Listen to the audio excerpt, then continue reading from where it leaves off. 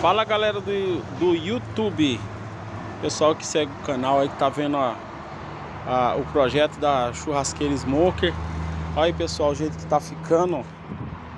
Eu estou fazendo o forno, né? Ainda estou no forno, porque tem um forno, não vai dar pra... Tem um forno que é embutido por dentro desse aí, de concreto.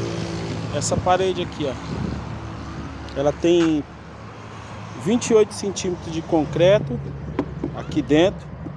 E porque eu não tinha dinheiro para fazer, a chapa era fina demais. No entanto, eu tinha uma chapa é muito caro, né? Pessoal que trabalha aí, 1.400 a 1.800 reais uma chapa de 4 milímetros, 3 metros. Eu não tinha dinheiro para dobrar, pus tambor mesmo. E fiz a carretinha, tudo com material reciclado, pessoal, tudo reciclado. E eu tinha essa chapa usada da reciclagem, aí eu pus ela mesmo. Tô fazendo, olha o jeito que tá ficando. Aqui embaixo vai ser o forno.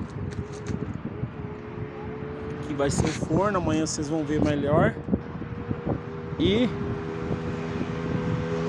em cima vai ser o assador um assador também para frango, esquentar alguma coisa, dá pra... Bom, na verdade eu nem sei pra que serve lá, né? Pra mim a intenção era churrasco texano, mas então eu copiei um projeto, ó. Aí fiz só tô gastando eletrodo, mas aí eu tô soldando mesmo, já foi aí uns 3, 4 kg de eletrodo, desde a carretinha até lá em cima. Hoje eu comprei mais 1 quilo, soldei mesmo, sem dó. Soldei de costurar, tô queimado o rosto, ó. Costurei, aqui eu ia deixar mais bonito, mas eu soldei e dobrei a chapinha aqui. Talvez eu tire, talvez não, mas eu dobrei a chapa. Os cantos por dentro, eu soldei por dentro. Não dá pra pôr a luz, e por fora. Soldei por dentro da lata, da cantoneira, e por dentro, ó, pode ver, ó, tá branco ali, ó, por dentro e por fora eu soldei, tudo soldado, tá pessoal? E vamos ver o que dá, né?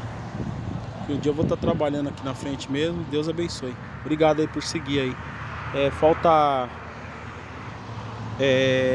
400 pessoas para mim, para escrever aí. Se você puder me ajudar, vai ser legal.